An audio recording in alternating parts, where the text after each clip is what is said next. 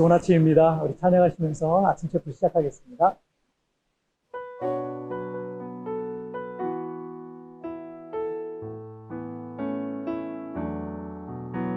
슬픈 마음이 있는 자, 눈과 영혼이 없는 자, 누구든지 부르시오.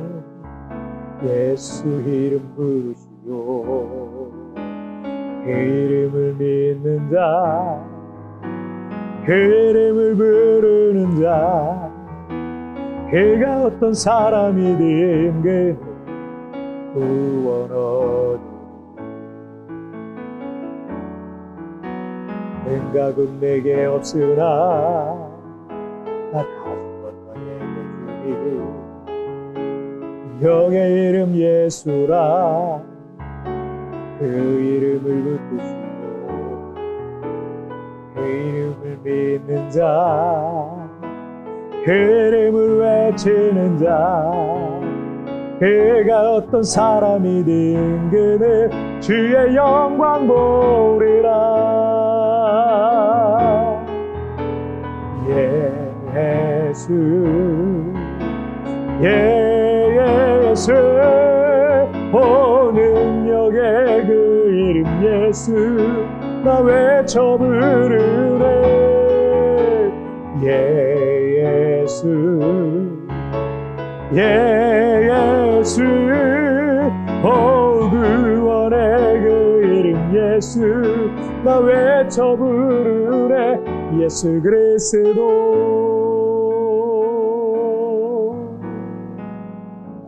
자, 우리 기도하시겠습니다. 살아계신 하나님 아버지 감사합니다. 오늘도 우리 하나님 앞에 나아갑니다. 하나님의 말씀과 성령으로 우리를 거룩하게 해주시고 오늘도 한 걸음 한 걸음 예수의 이름 앞에 더 가까이 나가고 주님을 닮아가고 주의 선하신 뜻을 깨달아 그렇게 믿음으로 한 걸음 한 걸음 순종해 나갈 수 있도록 축복하여 주옵소서. 오늘 이 말씀을 통하여서 우리도 다시 한번 하나님의 선하신 뜻을 깨닫게 하여 주시고 오늘을 살아갈 힘과 용기와 믿음을 공급받게 하여 주옵소서. 감사하며 예수님의 이름으로 기도하옵나이다. 아멘. 자, 오늘 우리에게 주신 하나님의 말씀은 마태복음 28장 7절부터 10절까지의 말씀 제가 봉독해 드리도록 하겠습니다. 또 빨리 가서 그의 제자들에게 이르되 그가 죽은 자 가운데서 살아나셨고 너희보다 먼저 갈릴리로 가시나니 거기서 너희가 배우리라 하라. 보라 내가 곧 너희에게 일렀느니라 하거늘 그 여자들이 무서움과 큰 기쁨으로 빨리 무덤을 떠나 제자들에게 알리려고 다름질할세. 예수께서 그들을 만나 이르시되 평안하냐 하시거늘 여자들이 나아가 그 발을 붙잡고 경배하니 이에 예수께서 이르시되 무서워하지 말라. 가서 내 형제들에게 갈릴리로 가라 하라. 거기서 나를 보리라 하시니라. 아멘. 예수님께서 장사된 지 사흘째 되던 주일 새벽에 이 막달라 마리아를 비롯한 몇몇의 여인들이 예수님의 시신에 향품을 넣기 위해서 돌무덤에 방문했었는데 예수님의 무덤은 비었고 예수님은 그 자리에 안 계셨어요. 그때 한 천사가 그들에게 예수님께서 전에 말씀하신 대로 다시 살아나셨다라는 사실을 알려주죠. 그리고 7절 말씀을 보시면 또 빨리 가서 그의 제자들에게 이르되 그가 죽은 자 가운데서 살아나셨고 너희보다 먼저 갈릴리로 가시나니 거기서 너희가 배우리라 하라. 보라 내가 너희에게 일렀느니라 하거늘. 여인들에게 나타난 한 천사는 그들에게 세 가지 사실을 알려주면서 여인들이 빨리 가서 이 사실을 제자들에게 알려주라는 겁니다.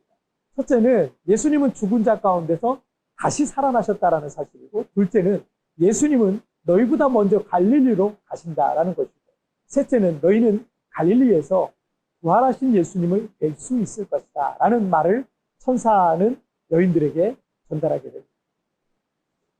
천사는 왜 여인들에게 빨리 가서 제자들에게 이 부활의 사실을 전하라고 하셨을까요? 먼저는 예수님이 십자가에 달려 죽으셨다는 것에 낙심과 절망 속에 있는 제자들을 위로하기 위함이었을 것입니다. 그리고 십자가 순환 전에 여러 차례 예수님께서 말씀하셨던 대로 예수님의 부활이 실제로 성취되었다는 것을 알려주시려 했을 겁니다. 오늘을 살아가는 우리에게도 이 부활의 믿음과 소망이 있는 사람과 없는 사람의 삶에는 정말 큰 차이가 있을 수밖에 없습니다. 이것은 현생만을 믿는 사람, 즉 부활에 대한 믿음이 없는 사람과 내생을 믿는 사람, 즉 내세와 영생의 삶을 믿는 사람의 차이다라고 이렇게 할 수 있을 겁니다. 부활에 대한 믿음이 없는 사람, 그리고 내세를 믿지 못하는 사람의 삶은 항상 현세에 집중되어 있습니다. 이생이 전부고 죽음은 끝이다 라고 생각하고 있기 때문에 철저히 현세적인 삶을 살아갈 수밖에 없는 거죠. 그들은 철저한 세속주의, 물질주의의 삶을 살아가게 됩니다. 때문에 일이 잘 되고 성공하고 풍요로운 생활을 할 때는 행복한 것처럼 생각을 합니다. 하지만 일이 어려워지고 실패하고 물질적인 어려움이 생기면 마치 자신의 인생이 실패한 것처럼, 자신의 인생이 더 이상 소망이 없는 것처럼 낙심하고 절망한다라는 거예요. 하지만 이 부활의 믿음과 소망이 있는 사람은 이 세상의 짧은 인생이 전부가 아니라 하나님 나라에서의 그 영원한 삶을 살게 될 것을 믿고 있는 겁니다. 비록 우리가 지금은 이 땅에서 살고 있지만 이 짧고 짧은 생이 마치면 눈물도 슬픔도 아픔도 질병도 고통도 없는 영원한 천국에서 천국 백성으로서의 삶을 믿고 있는 겁니다.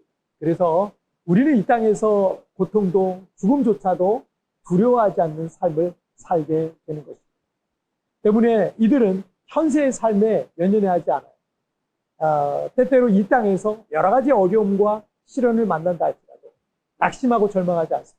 왜냐하면 하나님께서 더 좋은 것을 줄 것을 믿고 더 선하게 이끄실 것을 믿기 때문입니다.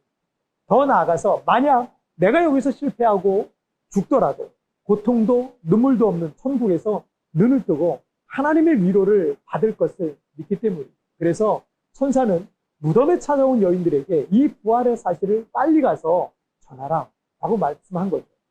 자, 10절 말씀을 한번 보실까요? 이에 예수께서 이르시되 무서워하지 말라. 가서 내 형제들에게 갈릴리로 가라 하라. 거기서 나를 보리라 하십니다. 자, 그런데 이 7절과 10절에 반복되는 말이 하나 있죠. 갈릴리로 가라 라는 표현입니다. 왜 예수님께서는 부활하셔서 갈릴리에 가시고 제자들에게 거기서 만나자라고 하셨을까요? 여러분, 갈릴리가 어떤 곳입니까? 예수님께서 12제자를 처음 만난 장소고 그들은 제자로 부름받아서 갈릴리에서 예수님을 통해서 하시는 하나님의 큰 일을 목격했고요. 주님을 향한 첫사랑이 가득했던 그 추억의 장소가 바로 갈릴리였어요. 요한계시록 2장 4절과 5절을 보시면 그러나 너를 책망할 것이 있나니 너의 처음 사랑을 버렸느니라. 그러므로 어디서 떨어졌는지를 생각하고 회개하여 처음 행위를 가지라. 만일 그리하지 아니하고 회개하지 아니하면 내가 내게 가서 내 촛대를 그 자리에서 옮기리라. 처음 사랑을 잃어버렸다는 것은 주님과의 관계가 멀어졌다는 거고 그것은 하나님의 뜻을 행할 능력을 잃어버린 상태를 말합니다. 그래서 처음 사랑을 회복하라 라고 하셨던 겁니다. 예수님께서 제자들을 이 갈릴리로 다시 부르신 것은 그들에게 그 처음 사랑을 다시 회복하고 갈릴리 해변에서 가졌던 그 뜨거웠던 사명감을 다시 회복하기 위해서였던 겁니다. 지금 나의 믿음의 온도는 어떻습니까? 지금 주님을 향한 나의 사랑의 온도는 어떤 것 같습니까? 다시 주님을 만났던 나만의 갈릴리로 돌아가시길 바랍니다. 그리고 첫사랑과 사명을 회복하시는 우리 사랑하는 성도님 되시기를 주님의 이름으로 축복합니다. 우리 함께 기도하시겠습니다.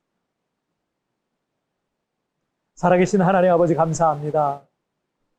오늘 예수님께서 제자들을 갈릴리로 다시 부르시면서 부활하신 예수님께서 그 갈릴리에서 제자들과 다시 만나기를 원하셨습니다. 너희에게 있는 그 첫사랑을 회복하라. 너희에게 있는 그 처음 있는 그 열정을 회복하라. 하나님, 나의 갈릴리는 어디입니까? 하나님, 내가 그 첫사랑을 회복하기를 원합니다. 그 은혜를 회복하기를 원합니다. 주님을 향한 열정을 회복하기를 원합니다.